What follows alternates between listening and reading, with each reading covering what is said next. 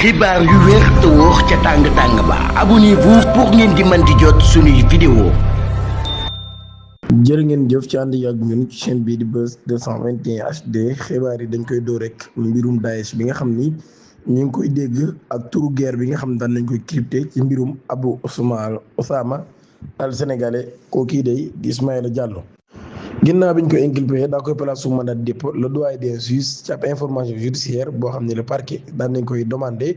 Ismaïla Diallo nag daan nañ def guddee bu njëkk ci kaso ginnaaw bi ñu ko transféré Dakar sous haute escorte ñu ngi ko visé nag pour chef d'accusation yi yoo xam ne nag yu doy waar lool association de malfaiteurs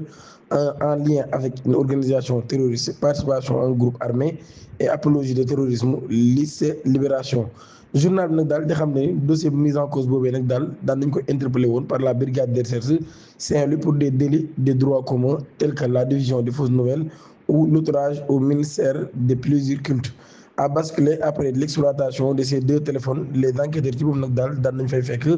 ay pseudonyme Abu Osama al sénégalais loolu yi kon daa tuddee boppam il était membre d'un groupe WhatsApp dont les participants usaient des noms de guerre. investigation yi nga xam nag daal dig daan na koy amal daan nay révéler ay faits yoo xam nag daal yu doy waar lool rawatina lien yoo xam ne am na ko Assane Diène di sénégalais bi nga xam ni moom mii day nekkoon na ca Libye ak Nigéria vers 2014 2015 ginnaaw ba ñaari faat bakkanam ci ay combat kooku kon di woon sénégalais boo xam ne kon ci defkati ñaawteef yooyu ñu woowee ay jihadistes si noonu doon àndal. plus grave encore journal bi di révélé que nag daal les enquêteurs jamono ji nag daan nañ remonté ci ay waxtaan yoo xam ni moom Ismaïla Diallo doon na ko amal ak ressortissant français bi ñu naan Fabien Klein moom mii day ñu ko doon surnommé la voix de Daesh moom mi nga xam ne sax moo revendiqué woon ab attaque bu amoon ci Syrie depuis la Syrie bokk les attaques meurtrières ayant touché Paris en 2015 complété la même source.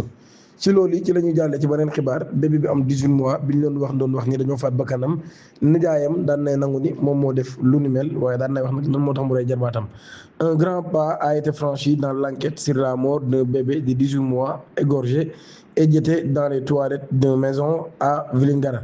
l'oncle maternel de la victime daan nay nangu nag daal moom mi moo def mbir mi il a confessé son mobile Libération mi nga xam ne moo joxe information nag daal di xam ne ni ñu jàkkaarloo gendarmerie yi nag daal enquêteurs yi daal di déclaré ni moom moo rey xale bi ngir nag daal di venger wu à la suite d'un différend avec sa maman maanaam kon jote ak yaayu xale bi daal moo tax mu rey xale bi ngir venger wu. mise en cause mi ngi tur M Camara désormais poursuivi pour assassinat Libération ba tey di infirmer kan nag daal qu'il est connu pour être un drogué maanaam kon moom mi daal day jëfandikoo ay wàllum sinébar daan nañ koy arrêté dès les premières heures de l'enquête en même temps que 4 autres membres de sa famille. Ces dernières soufflent. Le journal était jusqu'à ce mardi soir en garde à vue la gendarmerie de Vélingara bébé bi nag daan nañu fekk mu daal di génn àdduna ci ak kër goo xam ni seen kër dëkkandoo la à la dimanche l'arme du crime a été ramassée dans la cour de notre concession située non loin Libération di renseigner nag daal malgré les aveux de M Camara enquête bi nag ñu ngi koy topp bu baax a baax. marché financier nag daal ñu ngi inquiété wu bu baax a baax ci obligation sénégalais yi nga xam ne jamono ji kon day chuté ginnaaw ay propos yu président de la république. Le Sénégal traverse une zone de turbulence sur les marchés internationaux. Mardi, la valeur des obligations souveraines du pays a enregistré un recul significatif perdant jusqu'à 1,2 cents après 1,2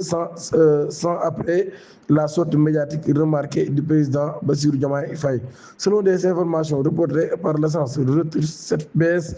fait suite aux déclarations du chef de l'État concernant l'avenir de son propre camp politique. D'après les données des Tradeweb citées par Reuters, l'obligation arrive à maturité en 2031 a vu son prix chuter à 59 cents pour $1 enregistrant une baisse de 1245 cents. Mouvement révélé une nervosité croissante des investisseurs face aux incertitudes qui présentent sur la stabilité politique à Dakar. L'origine de cette réaction des marchés, une déclaration du président effectuée durant le week-end, Bassirou Diomaye Faye a publiquement averti que le PASTEF, le parti au pouvoir, risquait l'effondrement si ses partisans ne changeaient pas de camp. Bien que le chef de l'État ait précisé que le Premier ministre Ousmane Sonko resterait à son poste tant qu'il complèterait sa mission convenablement, la tonalité de son discours a alerté les milieux financiers. Mara milliardaire, le garçon mineur, plus de 20 ans et les partous entre hommes. ba tey ci lii enquête bi nga xam ni moo jëm ci wàllu exploitation présumée du mineur S Ndaw 8 suspects dont A Faye alias Mara milliardaire maanaam Abdullah Faye kon alias Mara milliardaire daanañ leen arrêté par la division des investigations criminelles DIC bu ñu sukkandikoo ci libération mi joxe information bi nga xam ne nag daal mardi même source bi nañ préciser que ni plusieurs mises en cause sont passées aux aveux maanaam kon ñu bari ci ñun jàpp daan nañu nangu ñoom ñoo def li ñu toppee confirme avoir été mis en relation avec la victime par le rabatteur Assène actuellement en fuite maam ñu bari ci ñoom di xam ne nag daal victime bi Assène ci boppam mi nga xam ne jamono jii dafa daw moom moo leen boole ak moom dossier bi nekkoon mi ngi leeral ay éléments particulièrement accablants pointe la même source plusieurs prévenus dont A Diallo et Bengom reconnaissent avoir eu des relations avec le mineur depuis 2020 et confirment le rôle central de scène présenté comme un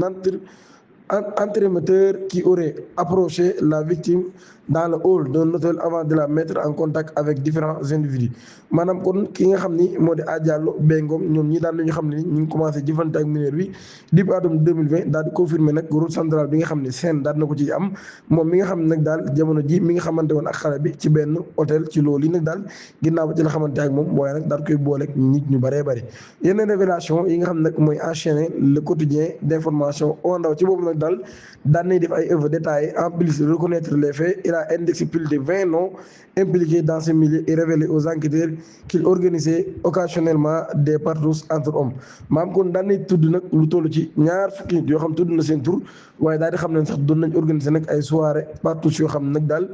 entre góor ci boppam lay doon révélation yooyu nag daal di confirmer l'existence kon d'un véritable système de perversion cerné par les limiers de la DIC où la jeune S Ndaw était devenue selon les termes du journal un mineur transformé en prostituée maanaam kon xale bu ndaw ñu def ko caga remboursement au hauteur de 22 millions de francs CFA le fait des bonnes volontés ayant lancé une cagnotte pour sa cliente l'avocat a également souligné que la tontine comptait une centaine de participations mais que seuls 15 parties civiles se sont présentés à la barre sollicitant sa mise en liberté et Maître Diop ci boppam nag daal nay wax nag daal moom mi jàpp na ni client am ci boppam nag daal est en mesure de rembourser les fonds loolu nag ci mbirum Daya Beauté la ci boppam nag daal ginnaaw bi nga xamee ne tribunal daal nañu joxe seen délibéré daal nañu kon Ndeye Fatou Diatta ci boppam daal nañu xam ne moo def li ñu koy toppee muy délit d'abus de confiance daal koy condamné kon 6 mois ferme juge bi ci boppam daal nañ accordé aux parties civiles les sommes réclamées en guise de remboursement maanaam kon ki nga xam ne moo di Ndaya Beauté day te ñu jàppoon ko ci mbirum tontine boobee doon wax ni dafa dóor xaalisu jàmbur ci ay natt yoo xam ni daf koo lekk mu toll ba ci 53 millions daan nañ koy atte mais jënd ko plaidel ngir ñu bàyyi